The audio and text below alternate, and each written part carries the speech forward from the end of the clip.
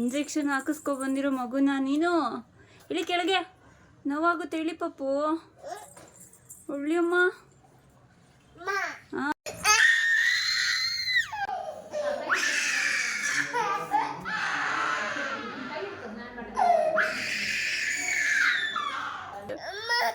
ಆಯಿತು, ಸಾರಿ ಹಿಂಗೆ.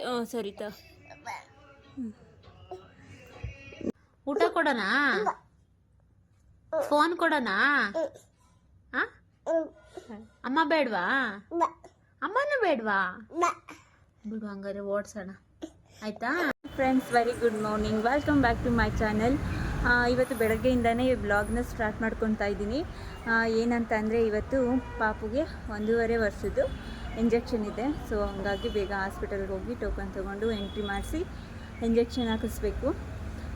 ಬನ್ನಿ ಹಾಸ್ಪಿಟಲ್ಗೆ ಹೋಗೋಣ. ಗೌರ್ಮೆಂಟ್ ಹಾಸ್ಪಿಟಲಲ್ಲೇ ಇಂಜೆಕ್ಷನ್ ಹಾಕಿಸ್ಬೇಕಾಗಿರೋದ್ರಿಂದ ಅಲ್ಲೇ ಹೋಗಿ ಬ್ಲಾಗ್ನ ಕಂಟಿನ್ಯೂ ಮಾಡ್ತೀನಿ.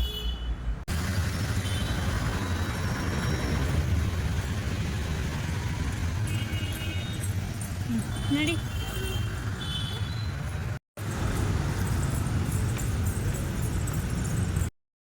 ಹಾಸ್ಪಿಟಲ್ಗೆ ಬಂದ್ವಿ.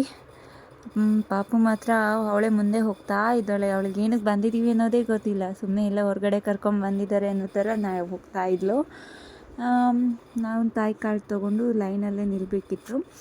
ಆ ತಾಯಿ ಕಾರ್ಡು ಫಸ್ಟು ಡೆಲಿವರಿಗೂ ಮುಂಚೆ ಕೊಡ್ತಾರೆ ಪ್ರೆಗ್ನೆಂಟಲ್ಲೇ. ಆ ಕಾರ್ಡನ್ನ ಜೋಪಾನವಾಗಿ ಕೊನೆವರೆಗೂ ಕಾಪಾಡ್ಕೊಬೇಕು. ಆ ಕಾರ್ಡ್ ಇಟ್ಕೊಂಡು ಲೈನಲ್ಲಿ ನಿಂತ್ಕೊಂಡ್ವಿ. ಇವಳು ಅಲ್ಲೂ ಬಿಟ್ಟಿಲ್ಲ ಪಾಪು, ನರ್ಸ್ನ ತಲೆ ತಿಂತಾ ಇದ್ಲು, ಎಂಟ್ರಿ ಮಾಡೋಕ್ಕೆ ಬಿಟ್ಟಿಲ್ಲ. ಆಮೇಲೆ ಅವ್ರ ಹತ್ರನೇ ಮಾತಾಡ್ತಾ ಇದ್ಲು. ಮಾತಾಡಿಸ್ಕೊಂಡು ಎಂಟ್ರಿ ಮಾಡಿಸ್ಕೊಂಡು ಅಲ್ಲಿಂದ ಇಂಜೆಕ್ಷನ್ ಹಾಕಿಸ್ಕೊಳ್ಳೋದಕ್ಕೆ ಲೈನ್ ನಿಲ್ಲೋದಕ್ಕೆ ಹೊರಡ್ವಿ.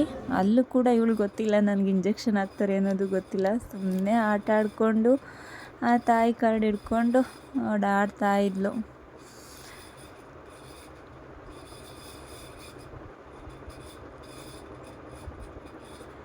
ಆಮೇಲೆ ನಾವು ಒಂದು ಕಡೆ ಹೋಗಿ ಕೂತ್ಕೊಂಡ್ವಿ. ತುಂಬ ಲೈನ್ ಇತ್ತು. ಗುರುವಾರ ಆಗಿರೋದ್ರಿಂದ ತುಂಬ ಮಕ್ಕಳು ಬಂದಿದ್ರು. ಮಕ್ಕಳಿಗೆ ಇಂಜೆಕ್ಷನ್ನ ಗುರುವಾರನೇ ಹಾಕೋದು, ಹಾಗಾಗಿ ತುಂಬ ಮಕ್ಕಳಿದ್ರು. ನಾವು ತುಂಬ ಹೊತ್ತು ಕೂತಿದ್ವಿ. ಇಷ್ಟೊತ್ತಾದರೂ ಲೈನ್ ಹೋಗ್ತಾನೆ ಇಲ್ಲ. ಮಕ್ಕಳಿಗೆ ಇಂಜೆಕ್ಷನ್ ಹಾಕೋದಂದ್ರೆ ತುಂಬ ನಿಧಾನ ಆಗಬೇಕಲ್ಲ, ಹಾಗಾಗಿ ಲೈನ್ ಬೇಗ ಕವರ್ ಆಗ್ತಾ ಇರಲಿಲ್ಲ. ಕ್ಯೂ ತುಂಬ ಹೋಗ್ತಾ ಇರಲಿಲ್ಲ ಬೇಗ. ಅದಕ್ಕೆ ಒಳಗಡೆ ಇವಳನ್ನ ಹಾಸ್ಪಿಟಲ್ ಒಳಗಡೆ ಕೂರಿಸ್ಕೊಳ್ಳೋದು ತುಂಬ ಕಷ್ಟ ಆಗ್ತಿತ್ತು. ಅದಕ್ಕೆ ಹೊರಗಡೆ ಕರ್ಕೊಂಡೋಗಿ ನಮ್ಮದು ಇಂಜೆಕ್ಷನ್ನ ಒಂದು 4-5 ಜನ ಹಿಂದೆ ನಿಂತಿದ್ವಿ. ಮಕ್ಕಳಲ್ವಾ, ಸೊ ಹಂಗಾಗಿ ನಿಧಾನಕ್ಕೆ ಇಂಜೆಕ್ಷನ್ ಹಾಕಬೇಕು. ಅದಕ್ಕೋಸ್ಕರ ಹೊರಗಡೆ ಹೋಗಿ ಹಾಸ್ಪಿಟಲ್ ಒಳಗಡೆ ಇಟ್ಕೊಳ್ಳೋಕ್ಕಾಗ್ತಿರ್ಲಿಲ್ಲ ಪಾಪುನ. ಅದಕ್ಕೆ ಹೊರಗಡೆನೇ ಬಂದು ಇವಳನ್ನ ಆಟ ಆಡಿಸ್ಕೊಂಡು ಕೂತಿದ್ದೆ. ತುಂಬ ಹೊತ್ತಾಯಿತು. ಆಮೇಲೆ ಒಳಗಡೆ ಕರ್ಕೊಂಡು ಹೋದೆ. ಅಷ್ಟರಲ್ಲಿ ನಮ್ಮ ಲೈನ್ ಬಂದಿತ್ತು. ಫಸ್ಟು ವಿಟಮಿನ್ದು ಟಾನಿಕ್ ಹಾಕಿದ್ರು, ಅದನ್ನು ಕುಡಿದ್ಲು. ಆಮೇಲೆ ಪೋಲಿಯೋ ಡ್ರಾಪ್ ಹಾಕೋದಕ್ಕೆ ಬಂದಾಗ ಅಳೋದಕ್ಕೆ ಸ್ಟಾರ್ಟ್ ಮಾಡ್ಕೊಂಡ್ಬಿಟ್ಲು. ಅಷ್ಟರಲ್ಲಿ ಗೊತ್ತಾಗ್ಬಿಡ್ತು ಅನಿಸುತ್ತೆ ಇಂಜೆಕ್ಷನ್ ನನಗೂ ಹಾಕ್ತಾರೆ ಅಂತೇಳಿ. ಇಂಜೆಕ್ಷನ್ ಹಾಕ್ಸೋದಕ್ಕೆ ತುಂಬ ಬೇಜಾರಾಗ್ತಿತ್ತು. ಭಾರವಾದ ಮನಸ್ಸಿಂದ ಹಾಕಿಸ್ಬಿಟ್ಟೆ. ನನಗಂತೂ ತುಂಬಾ ಬೇಜಾರಾಯಿತು. ಹೆಂಗಪ್ಪ ಮಕ್ಕಳು ತಡೀತೇವೆ, ನಾವೇ ಇಂಜೆಕ್ಷನ್ ಹಾಕಿಸ್ಕೊಳ್ಳೋಕ್ಕೆ ಎಷ್ಟು ಒದ್ದಾಡ್ತೀವಿ. ಮಕ್ಕಳು 2-3 ಇಂಜೆಕ್ಷನ್ ಹಾಕ್ತಾರೆ, ಹೆಂಗೆ ಹಾಕಿಸ್ಕೊಳ್ಳೋದು? ತುಂಬಾ ಅಳ್ತಿದ್ಲು. ನನಗಂತೂ ತುಂಬ ಸಂಕಟ ಆಗ್ಬಿಡ್ತು. ಬಟ್ ವಿಧಿ ಇಲ್ಲ, ಹಾಕಿಸ್ಲೇಬೇಕು. ಏಕೆಂದರೆ ಈ ಮಕ್ಕಳಿಗೆ ನಾವು ಸರಿಯಾಗಿ ಪೋಲಿಯೋ ಏನೂ ಸರಿಯಾಗಿ ಹಾಕ್ಸೋದಿಲ್ಲ.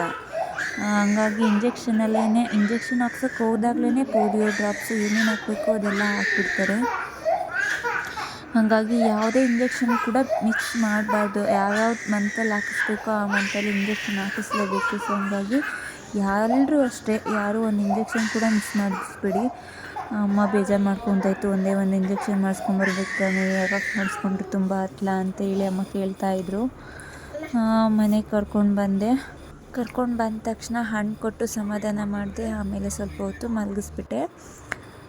ಪೇಯ್ನು ಇಂಜೆಕ್ಷನ್ ಹಾಕಿಸ್ಕೊಂಡು ಒಂದು 3 hours ಆದಮೇಲೆ ಬರುತ್ತೆ.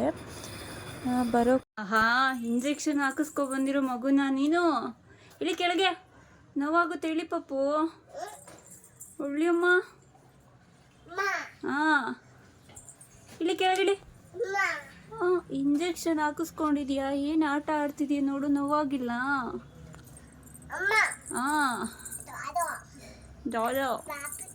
ಹಾಂ ಈಗ ಹಾಗೆ ಆಟ ಆಡ್ತಾ ಇದ್ಲು. ಆಮೇಲೆ ಸ್ವಲ್ಪ ಐಸ್ ಕ್ಯೂಬ್ ಬಿಡೋಣ ಅಂತ ಹೇಳಿ ಐಸ್ ಕ್ಯೂಬ್ ತೆಗೆದು ಪಾಪು ಹಚ್ಚೋಣ ಅಂತ ಹೋದ್ರೆ ಅವಳು ಐಸ್ ಕ್ಯೂಬ್ ತೆಗೆದು ಹಚ್ಚೋಣ ಅಂದರೆ ಅವಳು ತೊಗೊಂಡು ತಿನ್ನೋಕೆ ಸ್ಟಾರ್ಟ್ ಮಾಡ್ಕೊಂಡ್ಬಿಟ್ಲು.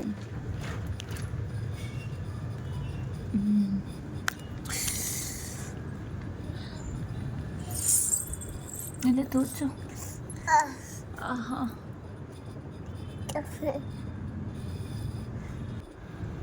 ಐಸ್ ಕ್ಯೂಬ್ ತಿಂತಾ ಇದೀಯಾ? ತಿನ್ನಬಾರ್ದು. ಎಲ್ಲ ತೋರ್ಸು. ಹೋಗಿ ಕೈಯಲ್ಲಿ ಹಿಡ್ದಿರೋ ತೋರ್ಸು. ಇಷ್ಟೊತ್ತಾಯ್ತು ಐಸ್ ಕ್ಯೂಬ್ ಇಟ್ಕೊಂಡು. ಎಲ್ಲ ತೋರ್ಸು, ತೋರ್ಸಮ್ಮ. ಓ, ಕೈ ಕೊರಿತಾ ಇಲ್ವಾ? ಕೊಡು.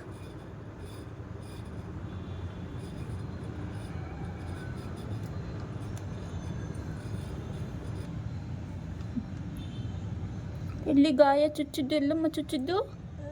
ಎಲ್ಲಿ ಚುಚ್ಚಿದ್ರು? ತಿಂದಾಕ್ಬಿಟ್ಯಾ? ತಿನ್ನಬಾರ್ದು. ಮತ್ತೆ ತಿಂತಿದ್ಯಾ?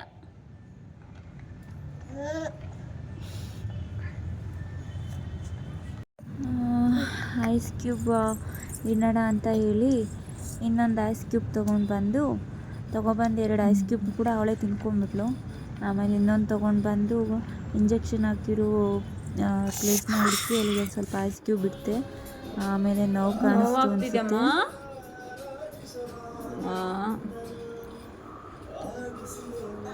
ನೋವಾಗ್ತಿದ್ಯಾ? ಉಪ್ಪು ಮಾಡ್ಲಾ? ಉಪ್ಪು ಮಾಡ್ಲಾ? ಹ್ಞೂ ಮಾಡ್ತೀನಿ ಬಾ. ಎಲ್ಲಿ? ಕೈ ತೆಗಿ. ಹಾಂ,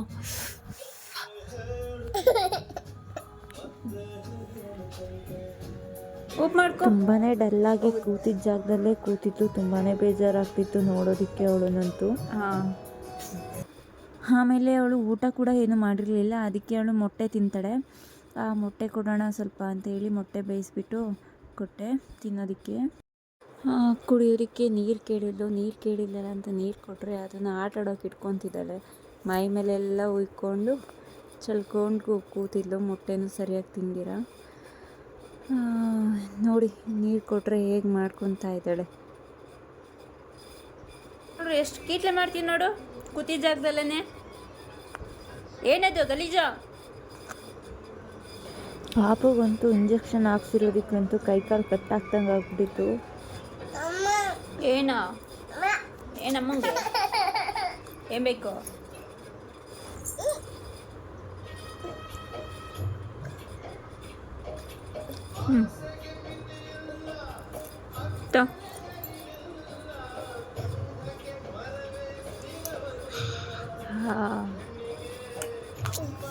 ಎಮ್ಮಿ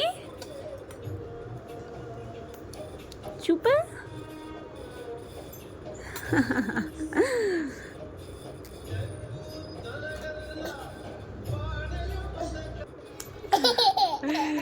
ನಾ ಹೊಡಿತೀನಿ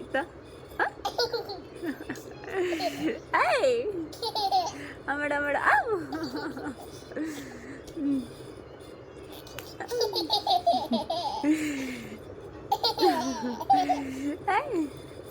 ಆಮಡು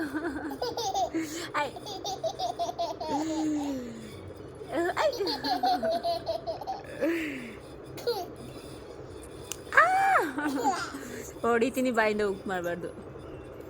ಹೊಡಿತೀನಿ.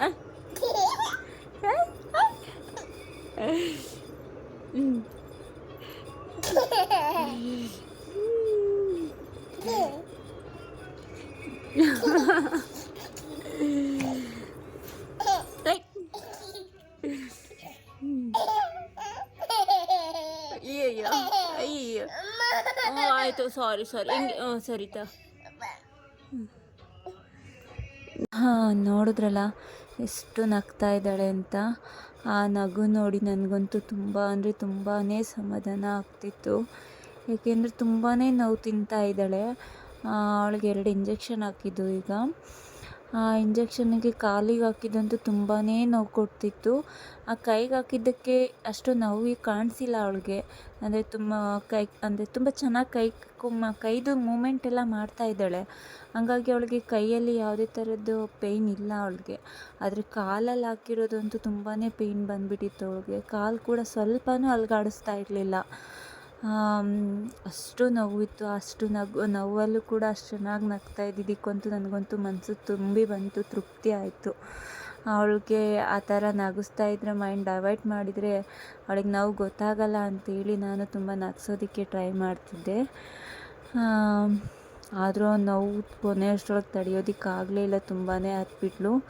ಕೊನೆಗೆ ತುಂಬ ಡಲ್ಲಾಗಿ ಹೋಗ್ಬಿಟ್ಲು. ಟಿವಿ ಯಾಕನಾ? ಟಿವಿ ಬೇಡವಾ? ಹಾಲು ಬೇಕಾ? ಅಮ್ಮ ಬೇಕಾ? ಅಮ್ಮ ಬೇಡವಾ? ಅಮ್ಮನೂ ಬೇಡವಾ? ಬಿಡು, ಹಂಗಾರೆ ಓಡ್ಸೋಣ ಆಯ್ತಾ? ಅಷ್ಟರಲ್ಲಿ ನನ್ನ ತಂಗಿನೂ ಕೆಲಸ ಮುಗಿಸ್ಕೊಂಡು ಮನೆಗೆ ಬಂದು ಸ್ವಲ್ಪ ಹೊತ್ತು ಮಾತಾಡಿಸಿದ್ಲು. ಅಷ್ಟರಲ್ಲಿ ತುಂಬ ಜ್ವರ ಬಂದುಬಿಡ್ತು ಅವಳಿಗೆ, ಇಂಜೆಕ್ಷನ್ ಹಾಕ್ಸಿರೋ ಪೇಯ್ನ್ಗೆ. ತುಂಬ ಸುಸ್ತಾಗಿ ಹೋಗ್ಬಿಟ್ಲು ಕೊನೆಗೆ. ನೋಡಿದ್ರಲ್ಲ, ಪಾಪುಗ 1.5 ವರ್ಷದ್ದು ಇಂಜೆಕ್ಷನ್ ಹಾಕ್ಸೋದಕ್ಕೆ ಎಷ್ಟು ಎಕ್ಸಾಕ್ಟ್ ಆಗಿದ್ಲು, ಕೊನೆಗೆ ಹೇಗಾಗ್ಬಿಟ್ಲು ಅಂತ. ನಿಮಗೂ ನಿಮ್ಮ ಪಾಪುಗಳಿಗೂ ಇದೇ ಥರ ಎಕ್ಸ್ಪೀರಿಯೆನ್ಸ್ ಆಗಿತ್ತು ಅಂತಂದರೆ ನನಗೆ ಕಮೆಂಟ್ ಮಾಡಿ ತಿಳಿಸಿ. ಯಾರೆಲ್ಲ ವಿಡಿಯೋ ನೋಡಿದ್ದೀರಾ ಅವ್ರಿಗೆಲ್ಲರಿಗೂ ಧನ್ಯವಾದಗಳು. ಇವತ್ತಿನ ವ್ಲಾಗ್ನ ಮುಗಿಸ್ತಾ ಇದ್ದೀನಿ.